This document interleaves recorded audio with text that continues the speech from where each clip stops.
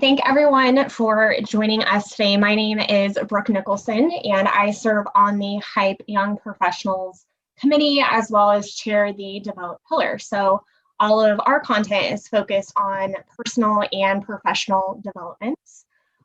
Before we get started, I do want to pass along a few virtual event details. You're more than welcome to have your camera on or off.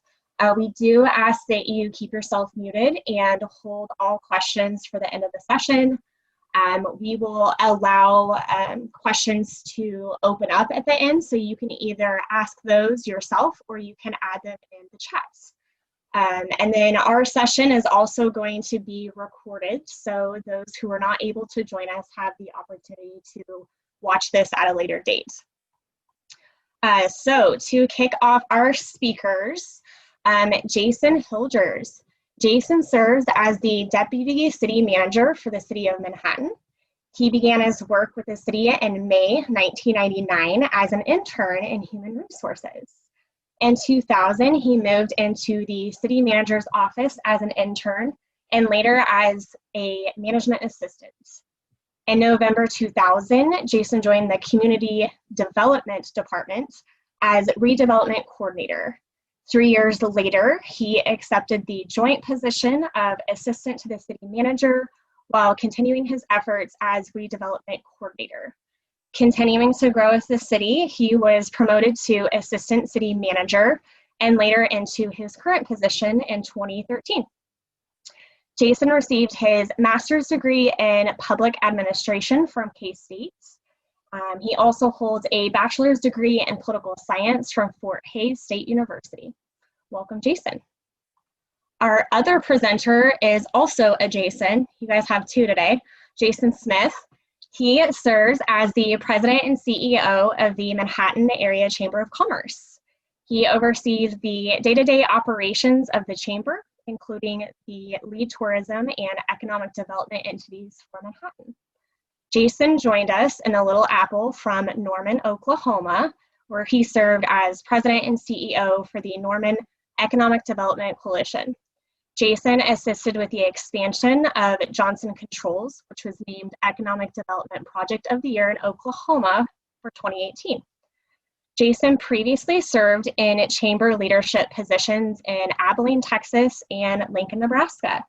He led Abilene to record levels of new members and revenue.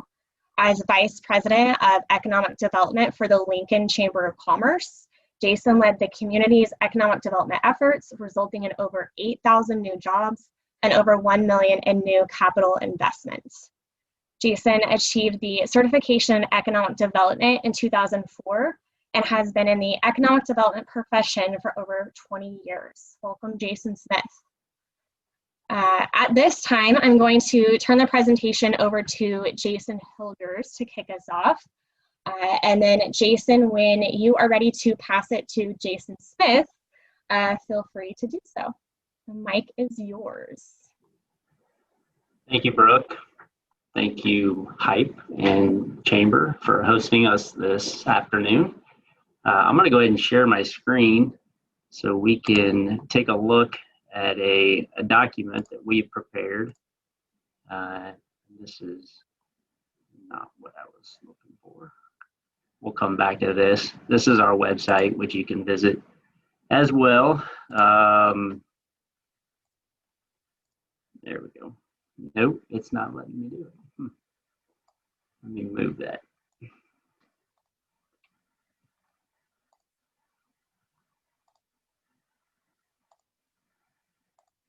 There we go.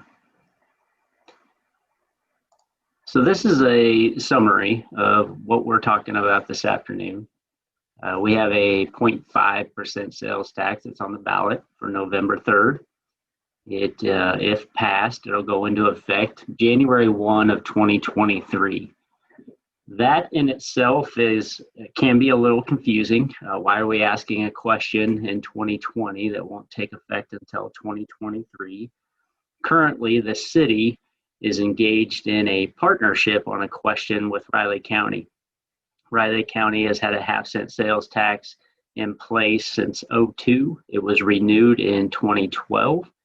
The county's portion of that tax goes to roads and bridges, and the city's portion of that tax goes to economic development purposes. Since Manhattan is in both Riley County and Pottawatomie County, and due to just a 20-year partnership that really started in '02 with a commitment to renew that for another 10 years in the question, the city's been obligated for the past 20 years to share those proceeds with the county, and the county share those with the city. This county actually collects that revenue and disperses it to the city today. We get about $3 million annually from the county's half-cent sales tax, and being located in the county, we are the largest populated city within that county, so we get about 61% of the revenue that's generated from sales tax that the county has placed on the taxpayers of Manhattan. With the new 0.5 sales tax that the city is proposing, the revenue annually will jump to $6.5 million. That's a $3.5 million annual difference that will help go towards these three identified areas within the question. Now, the question specifically calls out these percentages and these categories. The question that was in place in '02 and '12 really just called out roads and bridges for the county and economic development purposes for the city. The commission then had to define what economic development meant, and they passed resolutions prior to both questions, but it's always left a little bit of confusion. And there have been folks within the community upset with how economic development funds have been used. We've struggled for the 20-year period with the use of the funds at the city commission level and pleasing everyone. Everyone has a lot of different opinions about what economic development should be. So in this question, we go ahead and jump right into three different areas in which the money would be split.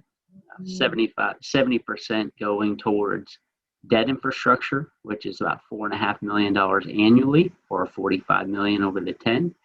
On the 20% side, it's about $1.3 million annually, and that would go to economic development, specifically towards job recruitment and job retention. 10% would then go to workforce housing, and that would be about $650,000 a year and about $6.5 million over that 10-year period. There's a definition that goes on to explain a little bit more about these three topics. I'd be happy to get into questions about those later. I'll keep moving through this so we can get myself and Jason Smith an opportunity to present, but happy to answer questions about any of that and further information. So this map gives you a sense of just where Manhattan is in Riley County and where Manhattan is in Pottawatomie County. The majority of Manhattan is in Riley County, and that is where today 8.95% sales tax rate is charged. The majority of your sales tax rate goes to the state of Kansas. It has a 6.5% sales tax. You have another percentage that goes to the county, and then you have 1.45% that goes to the city. If this passes, it would basically replace the 0.5 that the city and county currently jointly have for roads and bridges and EcoDevo on the Riley County side, but it would add a 0.5% to the Pottawatomie County side. In smaller font down here, you kind of get an impression that I always think is very important, and I will attempt to blow that up so everybody can see it as I say it. 72% of the sales that occur in Manhattan are in Riley County. Almost 28% occur in this small area of Pottawatomie County. And it's interesting to just recognize who is over here. You have McCall Road, which has Menards. You have Walmart. You have a number of businesses that are obviously located here that generate high volume of revenue for the community. And we use that revenue for a variety of reasons and resources within the community. This question would extend the use of those revenues towards these three categories that we identified above. And would also allow us to look at economic development prospects, invest in infrastructure, and look at even possibly workforce housing in that area too. Today, under the revenue stream that we receive from the county, we're limited in doing anything in Pottawatomie County because those revenues are derived out of Riley County. So that's kind of a summary of where we're at with the question and this one-page handout. We do have a website that is dedicated to the question itself. I highlighted that earlier. I'll pull it up really quick. There's a lot of similar information on the website, but we point people there a lot of times. When we talk about why now, we highlight the high voter turnout at a presidential election. We typically get over 20,000 people for the city who vote in that election. Traditionally, in our off-season or non-presidential elections, we get about 6,000 to 7,000 people. So it's over 3 times the number of people that will vote, and going out to the entire community at a time where they will go to the voting booth. We felt like it was important to ask as many people in the community about the future of this tax. Obviously, recovering from the pandemic is a high priority. We've been hit financially. A lot of our businesses have been hit. This gives us an opportunity to look at public infrastructure, look at job retention, and see what we can help moving forward. Property tax increases. Manhattan is a unique community. It has a pull factor of 1.3, which really means about 25% of the total sales in Manhattan that occur annually come from people who don't live here. That can better be explained as we do about $1.1 billion in sales occur in Manhattan on a yearly basis, and 25% of that comes from people who don't live in Manhattan. It's substantial, and it can be a revenue stream that then doesn't shift that burden back to the property taxpayer if we can collect it and allow our visitor to help us pay and keep Manhattan viable and attractive. And again, the site kind of has repetitive information that we've covered, and happy to share that link, and I will do so as Jason is talking in the chat feature on this Zoom broadcast. So with that, I will stop sharing and turn it back over to Jason, and hopefully be ready to answer questions when he's done. Perfect. Thank you, Jason. Appreciate all your comments, and we obviously appreciate our partnership with the city and the city manager's office in particular, who we spend a lot of time working with, and Jason's been a real pleasure to get to know, and there has been confusion when you have 2 Jasons. Sometimes I'll get emails that are supposed to be to him, and I think vice versa, but we usually figure that out so as we go along. So I want to talk a little bit about the process and why the chamber has been very active in promoting and supporting the economic development sales tax. This goes back, 25 years probably, to a time when Manhattan was actively pursuing a new Cessna plant, so Cessna aircrafts, and they were looking in Kansas for a site for a new assembly plant.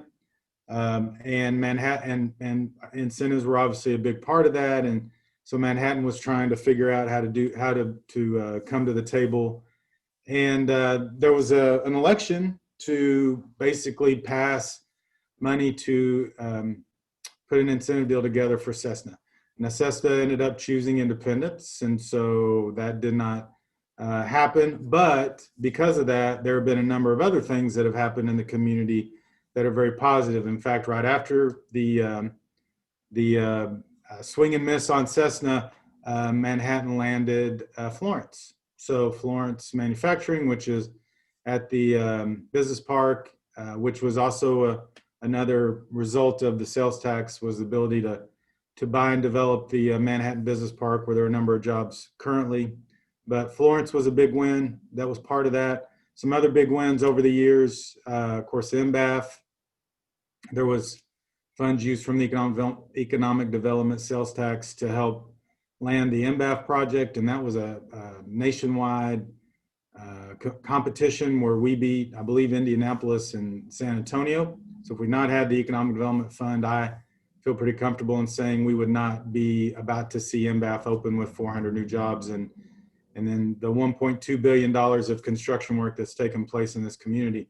Some other projects, Civic Plus, Manco, that you just, any of the major employers Metal Arc, any of the major employers in the community at some point have pretty much taken advantage of the economic development sales tax to allow them to continue to grow and prosper in Manhattan.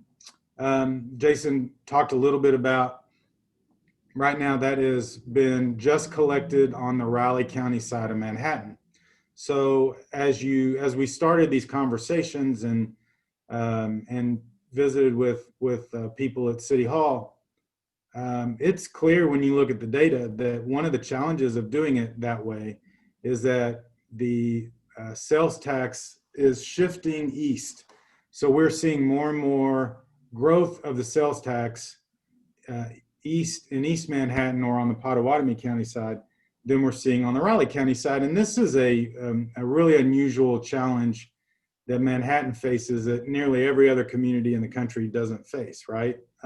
Most communities are fairly contained, even if they may have a little bit of spillover, are fairly contained into one county. But if you take a look at, and obviously Tuttle Creek Boulevard is what is basically the dividing line, and you take a look at all the retail that's on the east side of Tuttle Creek, Walmart, Dillon's, Academy, Menards, go down the list, you see what we're talking about in that scenario. So we were curious as to what the public's thoughts were on that, as well as what the public thought about trying to do this vote in at the time was smack dab in the middle of the pandemic, but still with some challenges that have been created because of the pandemic. And so before the chamber decided to support that, we were very interested in knowing what the community thought.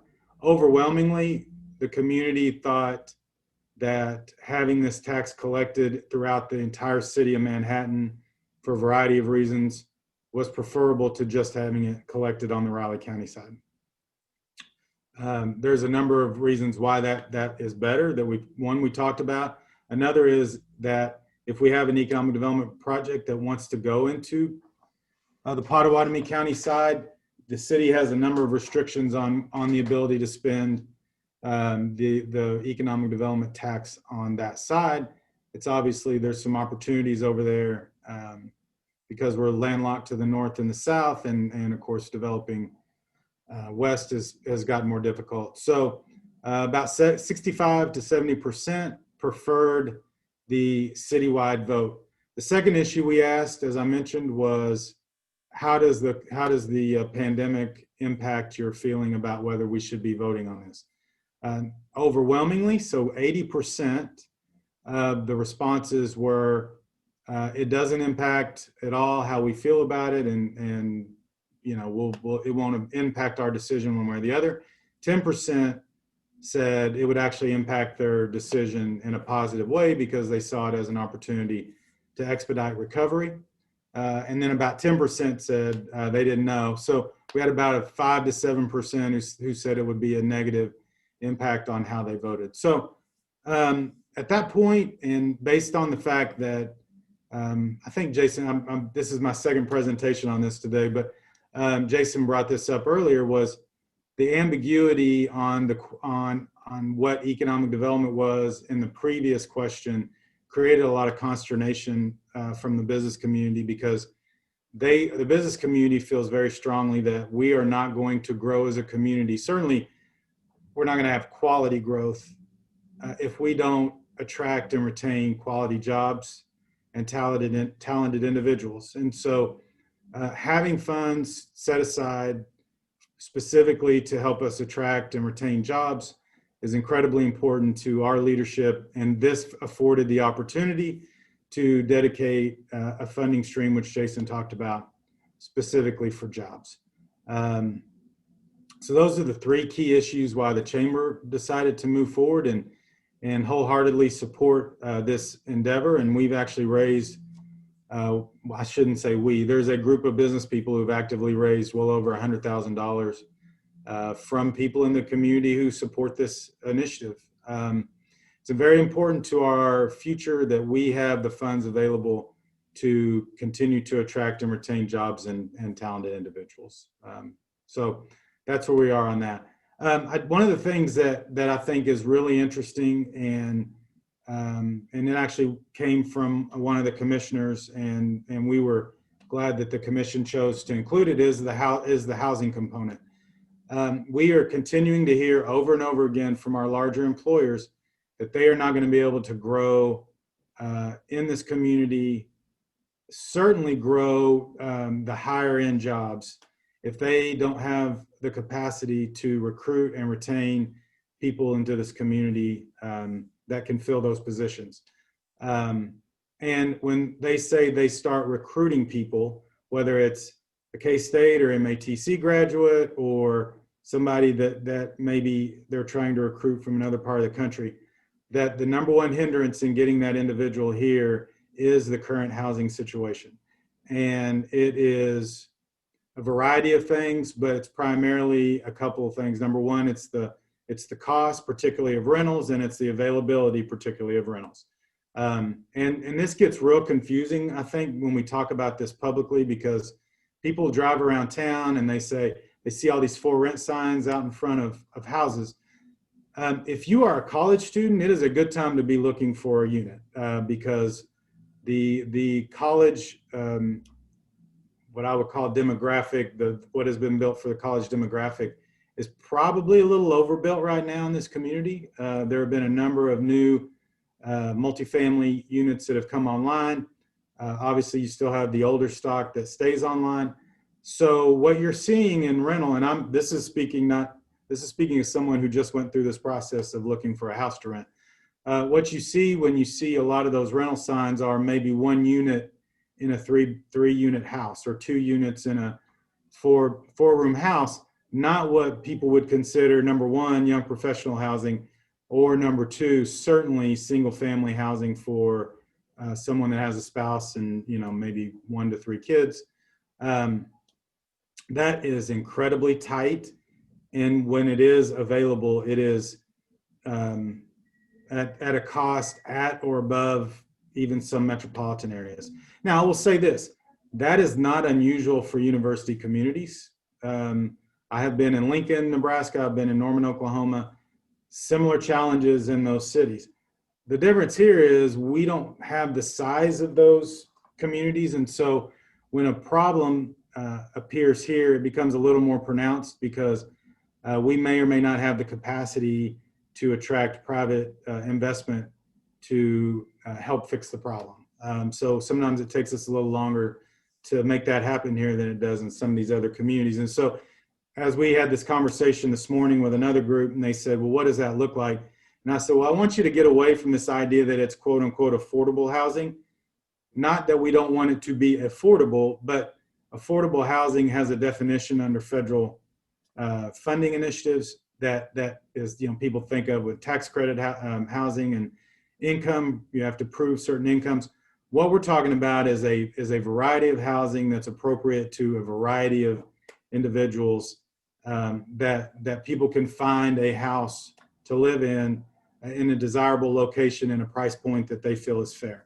And so there's a number of different ways that we can approach this.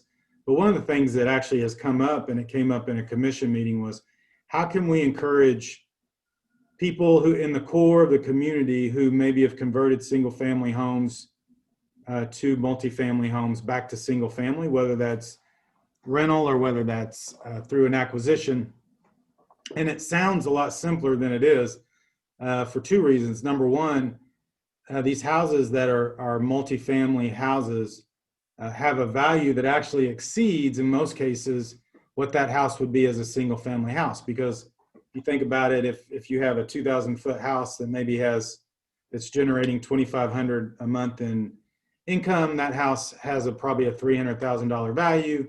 You buy the house, then you have to sink another $100,000 into it, and all of a sudden you've got a house that's $200 a square foot, and that makes it extremely difficult to A, finance, and B, quite frankly, afford. So what can we do to help offset some of those challenges? The other one is, if you're going to sink that kind of money into a house, you want a little bit of protection on what your neighborhood is, and so you're not going to sink $400,000 into a house when the houses on either side of you continue to be, mini dorms or rentals. So we almost have to have a plan that these things happen on a block per block basis, not just a lot per lot. So there's a lot of things at play that are going to need, in my opinion, ways for the city to help. Why the city would be really interested in having houses develop in the core as opposed to houses develop on the edge. Number one, walkable neighborhoods where you can get to downtown or you can get to Aggieville or the park are the most desirable to, according to the studies, most desirable to young professionals and to retirees, actually. So 2 segments of the community that we are very interested in having move to the community. And so those are very desirable. Number 2, it does not require additional infrastructure investment to develop. So if you go to the edge and do a housing development, the city has to build roads to it. The city has to build water and sewer to it. The schools have to factor in additional land, and when they start planning their schools, the police have to add additional law enforcement officers. So there's a lot of valid reasons why having redevelopment in the core would be awesome. Not the least of which is it's the most desirable, but it is very cost prohibitive. And so how we can incent those kind of activities we see as being pretty valuable and potentially will help in the long run. So going back to the jobs portion of this, we'll talk a little bit about our strategy and the community strategy for economic development. About 3 years ago, we recognized that the job market in Manhattan had become pretty stagnant. So we had a pretty big boom in the late 2000s, early 2010s that centered around the restaffing of Fort Riley and the continued expansion of students at Kansas State. In the mid 2010s, those trends changed.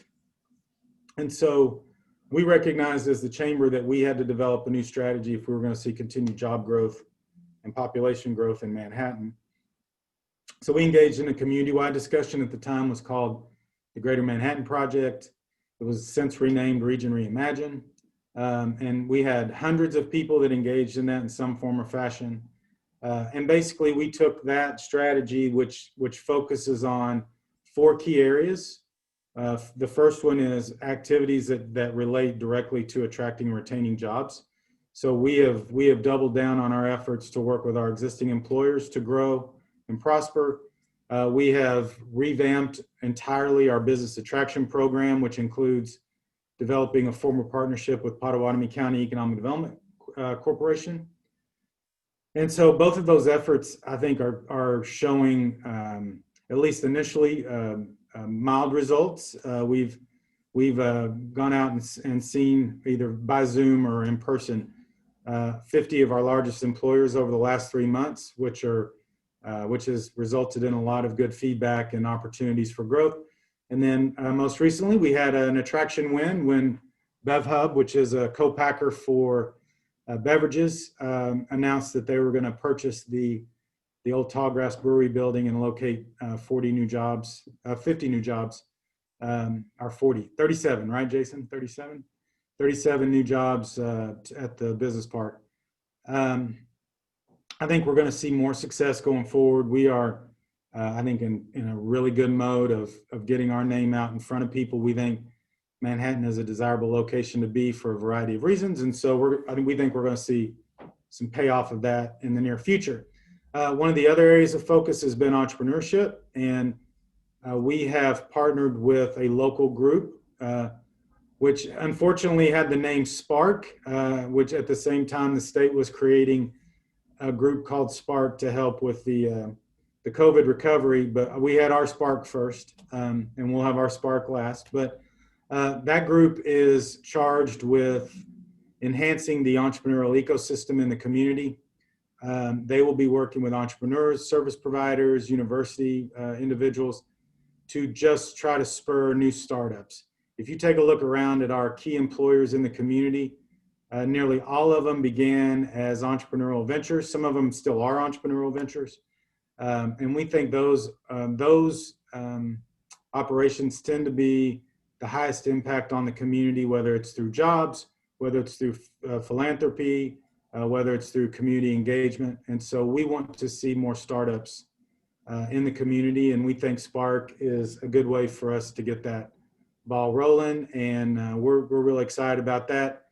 Sarah Siders is running that program, for those of you that know Sarah, and they have a really good team of people and another donor base of Manhattan individuals who are excited about this opportunity in Manhattan as well. One of our other areas of focus is innovation, and so how can we leverage the research and innovation coming out of K-State, coming out of MBAF, coming out of the industry that surrounds both of those ventures to create jobs. And so we are primarily working with our partners at K-State, MBAF, and North Campus Corridor, on which is now called the EDGE Collaboration District, on ways that we can grow our innovation capacity, we can grow our opportunities for new jobs, for attracting corporate clients who want to be near the university. And we think there's tremendous opportunity there. And we've seen success over the last several years, and we think there's opportunity for more success. I think we've talked about this before, but one of the potentially benefits of this unfortunate pandemic is it has really put MBAF on the map, because MBAF will be charged with doing a lot of the research that prevents these kind of pandemics in the future. And so a little bit of the industry specific information that I had picked up: the large pharmaceutical companies had divested a lot of the animal health and particularly the animal health research over the last decade. COVID has required them or encouraged them to get back into those ventures. And so we're starting to see a lot of the big money that had come out of animal health back into animal health, and particularly into animal health research as it relates to pandemics. And so again, it's unfortunate, but the benefit to Manhattan is there's new opportunity there to create more innovation, research, and job opportunities for our community. The fourth is probably the most important right now, because none of the others happen if this one doesn't happen, and that's that we have to retain and attract talented individuals to fill these jobs. We talked about the housing initiative, but there are other things that we have to do as well. I think most of you know, have met Amber. Amber is leading that up for us right now. And so some of the things we're going to be doing there is we're going to have a presence on campuses around the region, not just MATC, not just KSU, but the regional schools, the large schools in the adjoining states, so that we can promote our employers and our community to graduates of those institutions. And we already have relationships with our local employers to provide us listings of their jobs, so that, for instance, when Amber participated with KSU recently on their virtual job fair, she was able to represent those businesses and at the same time promote Manhattan as a place to live, which is where hype has come into play as well. We are asking, and I think part of the redesign or the expansion of hype this year centered around this idea that we have to retain talented individuals to this community. In order to do that, they need to see an engaged and vibrant young professionals community. So that's another area of our focus, and Amber will be working with you all on some of your initiatives over the next several months. And then the last one is one that we're really excited about as well. We'll be launching a new, I don't want to call it a brand, it's more of an awareness campaign that that works with our employers to attract individuals to the community. It'll be called Made for Manhattan, and we're excited to launch that sometime in the next couple of months. We'll ask you all to come be part of that effort, but we're working with 502 Marketing on that, and we're real excited about what that's going to look like as well. So those are the 4 pillars. We added a 5th this year because we think it's so important, and that's recovery. So what are the things that we can do to expedite recovery in the economy? And Jason talked a little bit about being able to use funds when you know you have additional funds coming. So potentially there are programs that we can create to expedite some of these recovery efforts. A couple of examples. When the shutdown first happened in March, and we knew that there were going to be some immediate challenges for some of our particularly smaller businesses, within a week we were in front of the commission promoting a loan program, 0% interest, 4-month deferral for small business to help them pay their rent, to help them keep the lights on, to help them pay a vendor that maybe is due immediately. And within 3 weeks, we were able to put about $300,000 out into the community with small businesses so they could keep their lights on till they could access federal funds like PPP or disaster loan funds. Because we had the flexibility in the Economic Development Fund, the speed to which we were able to get that in the community was much faster than any of our peers, and certainly faster than the state and federal government were able to do that. Another example of that, although we may end up using CARES money, and that would be okay too, but the city commission was able to approve the platforms downtown, even though they weren't sure whether they were going to get CARES money, because they knew they had economic development funds to back that up and pay for it if CARES money didn't come through. And so I think you're seeing the platforms right now that are being installed downtown. Obviously, I think all of us wish that had been sooner, right, Jason? But that's going to provide opportunities for those restaurants, and then hopefully attract more people downtown to shop.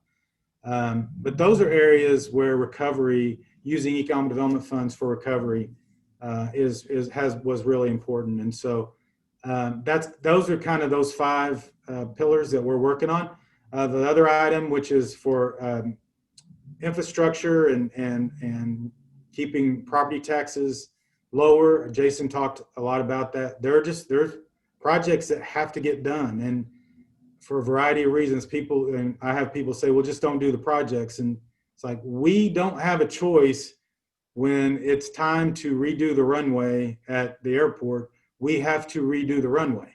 And so if the federal government, which pays 90%, says, this is how much we'll give you, but you'll have to come up with the rest, we have to come up with that match. And it is so important that we not only do we have a functioning airport, but that the runway stays 150 feet wide, because, and most of you are too young to probably remember this, but when you go through a BRAC proceeding, and where they look at bases around the country and decide whether to leave you open or to close you, how your community is prepared long-term to help that base or forward is really important.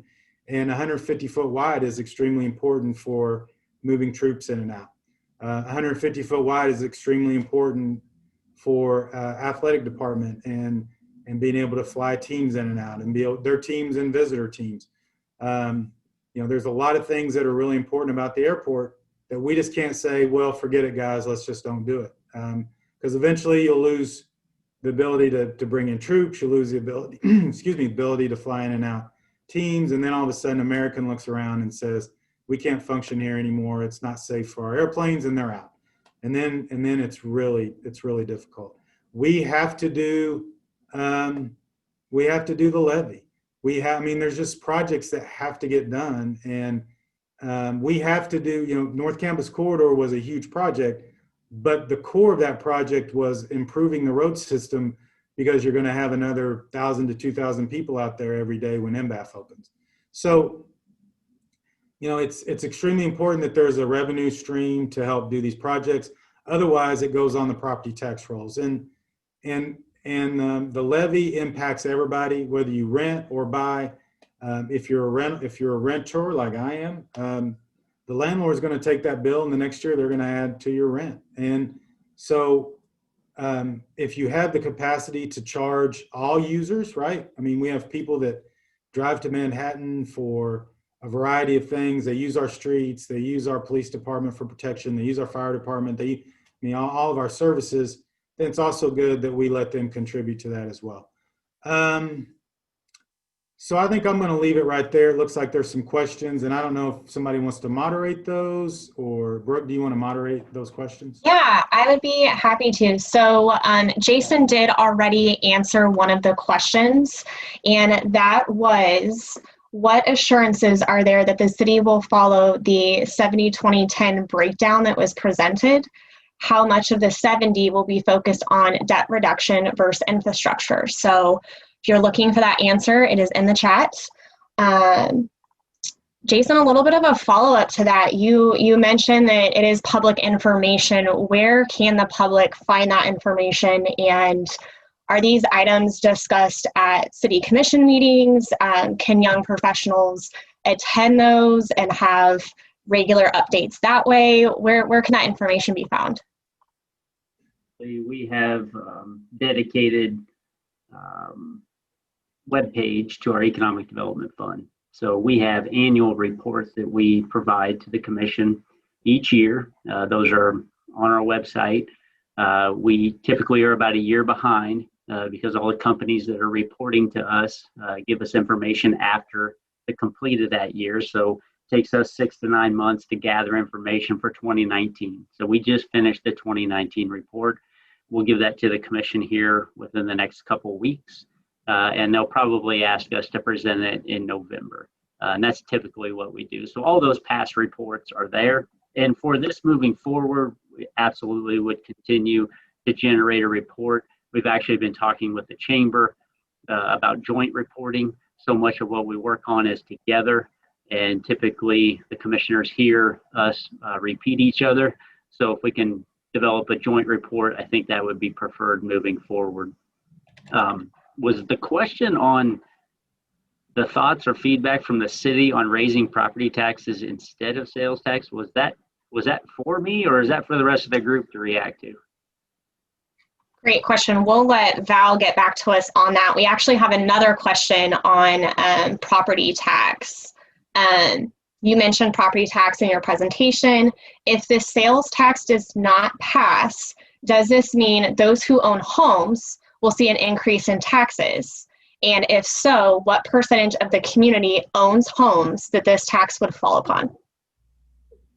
Yeah, so it's very difficult to predict just what elected officials will do. If we're going to maintain the course of making these improvements and spending the dollars within the public infrastructure categories, we're going to have to find another source. Either it's property tax, existing sales tax. So this is where a lot of the debate it's already happened, and it'll continue to happen. You look at all the services that are provided by the city, and you start to evaluate, do we continue to do all these services, or do we take money and stop doing services and dedicate it back toward projects or infrastructure? This is where it gets very emotional. There are a lot of services that we're mandated to provide clean water. We're mandated to take your sewage away from your home. We're mandated to handle your stormwater. We're mandated to provide fire service within a city. There are discretionary services that we provide, and a lot of those are in our Park and Rec department. It is a large department within the organization. They roughly have a $9 million budget annually. Our general fund is about 30 million, so it's a third. Our property tax mill levy supporting the general fund is roughly 5 or 6 mills. So that each mill is worth about $600,000. It's complicated, and we could go on and on for a while talking about property taxes versus sales tax. My bigger point to you all, paying property taxes and increasing property taxes is very difficult for elected officials to do. It is something they hear about constantly. People are tired and very fed up with their property taxes, so it's hard for them to raise taxes. Manhattan, for the last 20 years, has barely been in a really good position. I say 15 years, 2000 through 2015. We kept seeing growth. There was growth in this community in property values. It was growth in this community for sales. As those revenues continued to grow, we were able to provide more services without really raising taxes to the point of the levy needing to increase. Now, you have to understand how property taxes work. Your house grows from 100,000 to 120 or 200,000 to 250. You pay more in taxes because your valuation's gone up, but your asset is growing. So you like it and don't like it at the same time because your taxes will go up. You'll pay more. That growth has occurred for a lot of years in Manhattan, and we've been fairly stagnant in the last 5 years with respect to sales tax and property taxes. We have been trying to tell the commission for many years, either we raise taxes or we're going to have to start cutting services. We can't keep funding everything at a flat levy or a flat level and expecting the same amount of services. 2 to 3% increases just in utilities, 2 to 3% increases just in people. So it's difficult. It's difficult in the last 5 years. So this discussion about sales tax is not necessarily something that's easy to absorb either. That's why we wanted to wait until that half cent that was in existence could be replaced. And instead of doing what we've done the last 20 years, do something different that would actually put more money into this community at the same rate. So Brooke, can I comment on a couple of those things too? I think something Jason said that if you don't leave with any other message, please leave with this. If we don't grow economically year over year, it's not just the city. All of our entities, all of our government entities, schools, city, county, police, library, all of them will be faced with either raising taxes or cutting services. And but if we can grow, and it's quality growth, and when I say grow, I mean jobs, incomes, people, some combination of that, where people spend more money and the city can see moderate growth in their receipts, and the county and the schools and all those, then they can leave the tax levels even and still offer the same services. Otherwise, then they're faced with cuts, just like you said, or raising taxes, which no one wants to do. The other thing on the property tax, just for clarification, every house is owned by somebody who pays taxes on it. So even someone who owns a house that rents it out, they're paying the taxes on that house. So if the levy goes up, they pay more, and you would assume they pass it on to the people that are renting. So every house is owned and the taxes are paid. One of the things that is interesting about Manhattan, though, is and it's not, again, not unique to us as far as other university communities. We have a lot of non-taxable property. So all of Kansas State is obviously tax exempt. The hospitals the hospitals tax exempt. Churches are tax exempt.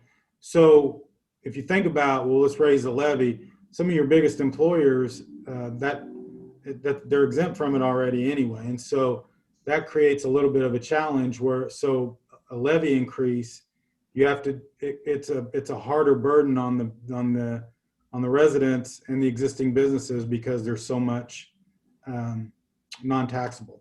So that's why when you look at the sales tax, everyone's paying it. It's a little, even though it is slightly regressive, it's a little fairer because everybody pays it. Yeah, Grace, your question and comment, you're accurate in Manhattan, in Riley County. And when I brought that map up earlier, I showed you Pottawatomie County. Their rate would actually increase by the 0.5. Riley County and Manhattan would actually stay the same. Yes, 895. The word renew and replacement are getting thrown around a lot in the community. And if we were to actually renew the tax with the county, that's different than us replacing that as the city.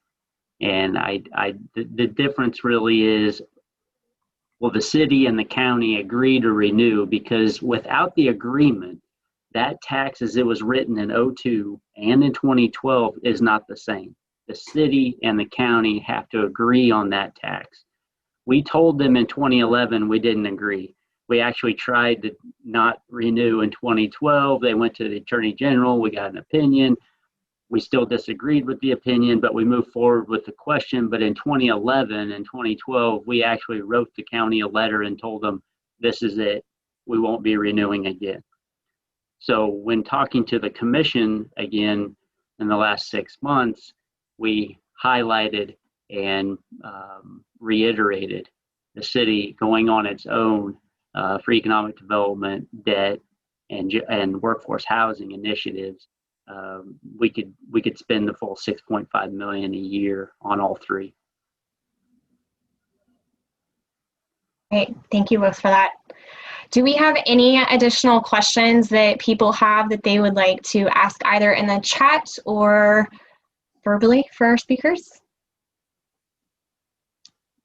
I have one more question. So if part of this, I don't really know how to word my question. So part of the vision here is to take a lot of the housing that exists in Manhattan and make it more attainable for young professionals to live in and potentially buy instead of rent. So the money that will come from this, is that gonna, like, people who want to develop those areas can get assistance from the city, or like how is that actually going to work, and like what are the specific ways that that money will be utilized to make those changes?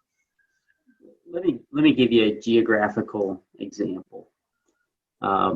There's an area of the community that was identified almost 20 years ago as a potential redevelopment area for housing, the type of housing you're describing. It's essentially west of 4th Street, so 4th Street to basically 6th Street, north of Fort Riley Boulevard to roughly Colorado Street. There's an area down there that's adjacent to the conference center, adjacent to our South End redevelopment. And at the time, 20 years ago, it was identified as an area that could be repurposed and redeveloped for more moderate, high density, and even single family residential. Recognizing that area is close in proximity to downtown, which highlights a lot of the things Jason Smith was talking about earlier, where people want to be located, where they want to build, and where they want to live. So that's an area that has a variety of different uses. If you walk those streets and sidewalks and drive through there, you see all types of uses of property. You see vacant property too. I mean, where the donut shop is, where Daylight Donut is, it's just, it's just south of a vacant lot where a lot of trucks and 18-wheelers park. There are other pieces of property down there that really could be located other places in the community and do just as well. They're off the highway, they're off the commercial district areas. Could they be relocated and do just as well? Possibly. So what the city could do is create a plan, create the zoning, alter the code regulations, and create the environment that would invite this type of development to occur. So the housing money could actually go towards studies, it could go towards professionals and regulation development to get us to the point where then the private sector, the market, could actually move in and do something. Right now, it's pretty limited on the zoning. It's tied up, so you could even use some of this money potentially for land acquisition. It could help compensate the current owner. And then you can move that into a developable piece of property from a regulation standpoint. And from a desired outcome, like design guidelines, you could actually put those in place to create the environment that we desire as a community in that location. That's a pretty specific example. There's a lot of different ways to use that money to accomplish that outcome, but that's essentially what we're talking about. And we did something similar on the north end and the south end redevelopment, where we took a lot of other different types of uses and really centralized them on commercial and residential. And then obviously on the south, we got into the entertainment with the conference center. So it's about repurposing and redeveloping those areas to a desired outcome. Thank you. Do you have any additional questions? Now is your moment to use your voice if you have a question, or use the chat. I will just add, we have vote yes signs at the chamber. If anybody is so inclined to put a sign in their yard or at their business, let us know, or either come by and get it, or we can deliver it to you. So one other thing I would just point out, and this is sometimes a point of frustration for folks, Manhattan and the people that work in Manhattan don't always live in Manhattan. And we have a lot of people with Manhattan addresses that aren't in the city limits. And for some, they prefer it that way, and I completely understand that. When you go to vote, this question may not be on your ballot.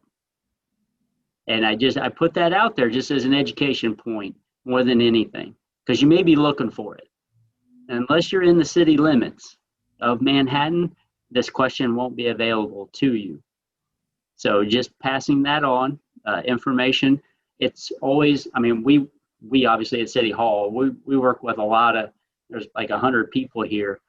And there's a lot of people that live in Manhattan, but don't live in the city limits. And we talk all the time about how that difference, obviously there's choices made. Sometimes when I first moved to Manhattan, I didn't even realize it. I didn't even realize it until I started working for the city. And it's like, wait a second, the city limits stop right there. They don't go out to Green Valley Road no, they don't. Timber Creek's not in the city. So there's just points and post-election information that I've heard over the years. I didn't even see that question. Well, if you're not in the city limits, you won't get the opportunity, unfortunately, to vote on it. So just an educational piece.